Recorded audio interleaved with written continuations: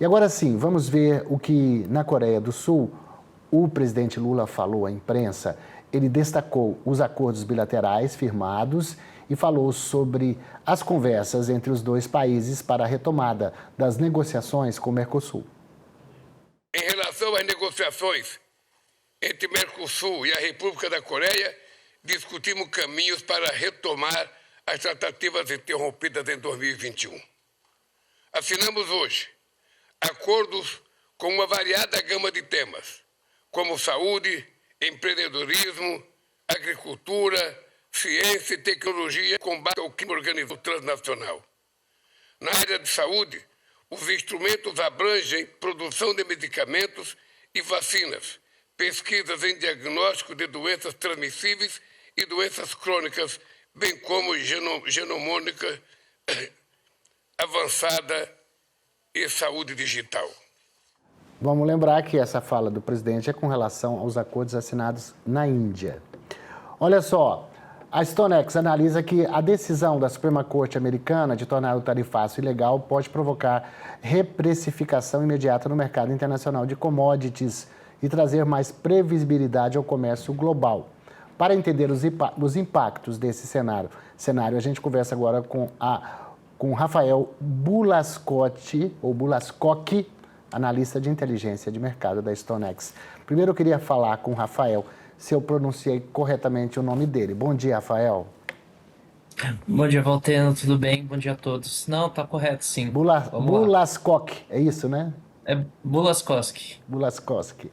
O Rafael, Isso. deixa eu te falar, o vice-presidente Geraldo Alckmin disse que isso é mais positivo porque ele aumenta a nossa competitividade. Podia explicar para o nosso telespectador o que o vice está querendo dizer e se vocês também concordam com a análise dele?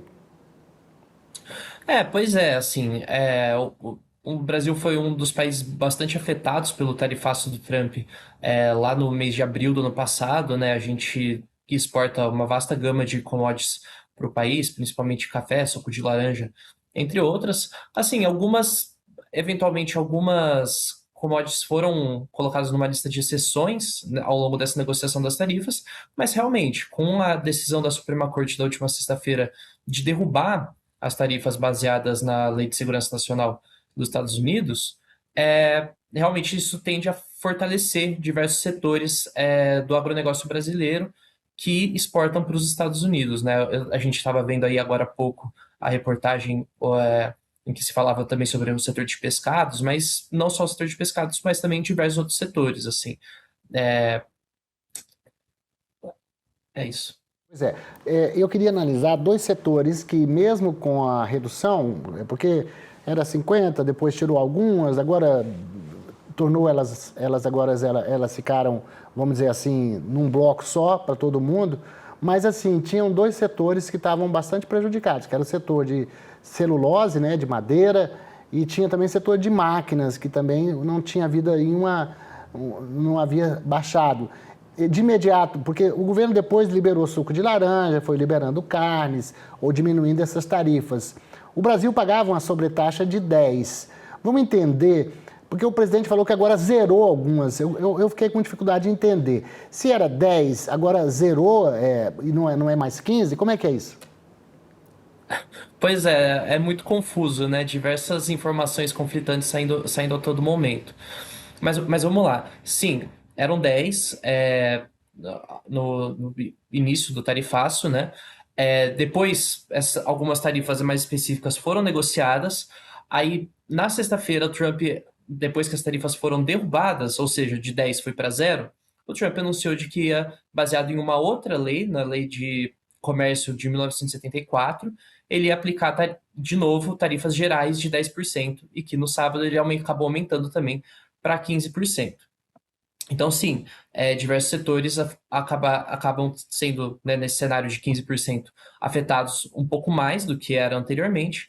Porém, vale lembrar que, assim, o presidente Lula e o presidente Trump, eles têm um encontro marcado agora para o mês de março, e os Estados Unidos é muito dependente de diversas commodities que o Brasil exporta para o setor consumidor deles. Então, a gente pode ter também algum otimismo olhando para o futuro de uma negociação comercial entre Brasil e Estados Unidos. O fato é que a decisão da Suprema Corte de derrubar o tarifaço de Trump, ele fortalece um pouco a posição dos países que buscam negociar acordos comerciais com os Estados Unidos, como é o caso do Brasil, mas como é o caso também da China. Né? Se você me permite explorar aqui um outro caso, a gente olha para o mercado da soja, por exemplo, o mercado da soja foi muito influenciado por esse tarifaço, porque a China retalhou, né, em um primeiro momento, o que tornou o comércio de soja entre China e Estados Unidos muito difícil, o que pressionou bastante os preços da soja lá nos Estados Unidos. Com essa derrubada das tarifas, mesmo que com a China e os Estados Unidos tendo já resolvido essa questão, fato é que a posição chinesa também acaba sendo mais fortalecida nesse contexto, que pode dar um pouco menos de poder de barganha para o Trump ali nas negociações comerciais entre os dois países. Boa observação essa sua, porque aí eu queria te perguntar com relação à soja. Nós estávamos, de uma certa forma, achando boa essa briga Estados Unidos-China, Estados Unidos com todo mundo, mas nessa briga especificamente com a China, a gente estava pretendendo ampliar as nossas exportações. Com a unificação das tarifas, a gente tem um pouco mais de, vou dizer assim, a gente vai ter que brigar mais no caso da soja para melhorar nossas posições com a China, é isso? Olha, então, é uma questão complicada. Até o momento, a China não deu nenhum indicativo de que vai parar de comprar soja dos Estados Unidos. Vamos voltar um pouco no tempo. Ali para o final do ano passado, a China anunciou que tinha conversado com o presidente, o Xi Jinping e o presidente Trump conversaram lá no encontro que eles tiveram lá na Ásia, e o Trump falou que a China concordou em comprar 12 milhões de toneladas de soja dos Estados Unidos nessa temporada. Isso deu uma força para os preços de soja nos Estados Unidos e isso acabou afetando negativamente, portanto, os preços aqui do Brasil, porque se é a China comprando nos Estados Unidos, é a China comprando menos do Brasil. A relação é bastante clara. Mais recentemente, a China anunciou que expandiria de 12 para 20 milhões de toneladas essa compra, o que, de novo, seria bastante ruim para o comércio exterior brasileiro. Agora, o que a gente tem depois da derrubada do tarifaço não é nenhuma novidade. Assim, a China não se pronunciou falando que vai se retirar desse acordo de comprar 20 milhões de toneladas, por exemplo. Mas, de qualquer forma, reforça a posição da China na negociação que eles estão tendo com os Estados Unidos e que deve avançar bastante no encontro que o Trump e o Xi Jinping vão ter em abril. Bom, o que isso significa para o Brasil, né? De qualquer forma, o Brasil está colhendo uma safra recorde de soja, a gente deve, né, colher o maior volume da história, e a soja brasileira, historicamente, ela é bastante barata, então hoje o Brasil tem a soja mais barata do mundo, apesar dessas questões entre Estados Unidos e China. Então, mesmo que assim, a China passe a comprar bastante soja, a gente pode ver uma reorganização de fluxos, o que faça com que outros países acabam absorvendo essa soja que, porventura, não foi exportada para a China. Na verdade, o que a gente está vendo é uma guerra comercial, não é só dos Estados Unidos, é a China também, e aplicada também contra o Brasil, no caso da carne. A China impôs uma sobretaxa de 50% a partir de um limite de exportações de carne brasileira, 1.100.000 toneladas, que a gente, o ano passado, exportou 1.600.000, mas mais que isso um pouco. Então, com os Estados Unidos dando uma aliviada, a gente pode aproveitar também, no caso da carne, aí eu queria que se você tiver condição de analisar com a gente, para saber se o Brasil pode aproveitar essa nova decisão americana e aumentar as exportações de carne para os Estados Unidos para compensar eventual perda ou sobretaxa no segundo semestre. Pode, com certeza pode. Existe essa possibilidade no radar. Vamos ver como que essas tarifas vão se comportar, né? Qual que vai ser o preço que a carne brasileira vai chegar no mercado americano, mas fato é que a carne nos Estados Unidos está muito cara, então a gente tem bastante capacidade, né? A gente, como o Brasil, tem bastante capacidade de chegar nos Estados Unidos de forma bastante competitiva, mesmo num cenário de tarifas, né, se não forem tarifas muito altas, a gente pode continuar mantendo uma certa competitividade no mercado global de proteínas. Para finalizar, eu queria que você desse um olhar para a gente sobre essa questão do mercado hoje, a guerra comercial entre os países, as idas e vindas americanas e a decisão agora que não é do governo, é da justiça, né? Então não se esperava uma decisão dessa, pelo menos num curto prazo. Aliás, ninguém tinha isso no horizonte, acho que nem o Trump. Mas como é que você vê isso e qual é o futuro das relações comerciais? Como é que o mundo vai caminhar, inclusive esse acordo Mercosul-União Europeia, que tende agora a dar uma acelerada? Vamos lá, assim, desde a eleição do Donald Trump lá nos Estados Unidos, essa questão da política comercial dele foi um fator muito importante, né? E depois que ele tomou posse ainda, e, enfim, teve toda a questão das tarifas no começo do ano passado, foi um tema bastante importante e ele acredita muito que são medidas que vão favorecer os Estados Unidos, vão tornar a indústria americana competitiva, vão fortalecer a economia americana.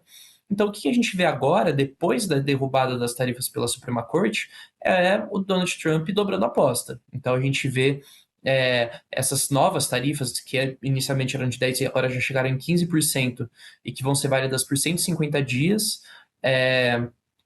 né, tarifas gerais, e a partir daqui também existe toda a perspectiva de que a gente possa ver a imposição de novas tarifas específicas. Então, o que acontece? De acordo com a Lei de Comércio de 1974, nos Estados Unidos, o presidente ele tem autoridade para decretar tarifas de até 15% durante 150 dias de forma autônoma, que é o que aconteceu nesse final de semana, mas ele pode também implantar tarifas específicas de acordo com o parecer do representante de comércio dos Estados Unidos. Então, a partir de agora, a gente vai ver essas investigações, esses pareceres aparecendo, e vamos ver se provavelmente novas tarifas aparecendo no mercado também. Mas, de qualquer forma, existe muita imprevisibilidade no mercado, a gente não sabe quando elas vão vir e como elas vão vir, em que intensidade. Existe bastante otimismo com o encontro, olhando aqui para o nosso Brasil, com o encontro entre Trump e o presidente Lula, que vai acontecer agora em março, e olhando para o cenário global do Trump com o presidente Xi Jinping, que vai acontecer um pouco mais para frente, no mês de abril. Né? Então a gente vai ter bastante atenção a esses pontos, mas de qualquer forma, sim, é um cenário muito imprevisível e que deve se tornar cada vez mais imprevisível. Com uma coisa que é semelhante em todos, tanto no caso da Europa para o Mercosul, quanto dos Estados Unidos para o mundo e também da China, é o protecionismo, né? Ninguém vai fazer nada contra o mercado interno, vai tentar proteger. Isso faz parte do jogo. O Brasil também precisa ser esperto nesse sentido, principalmente no nosso setor do agronegócio. Por isso que a gente defende seguro rural, créditos subsidiados, porque se lá fora eles fazem, aqui a gente precisa fazer para garantir a nossa posição no mundo como líder no fornecimento de proteínas e também na competição juntinho ali com os Estados Unidos nos grãos. O Rafael, obrigado pela sua participação, pela análise aqui, você que é da StoneX. Uma boa semana para você. Muito obrigado, Walter. Um abraço.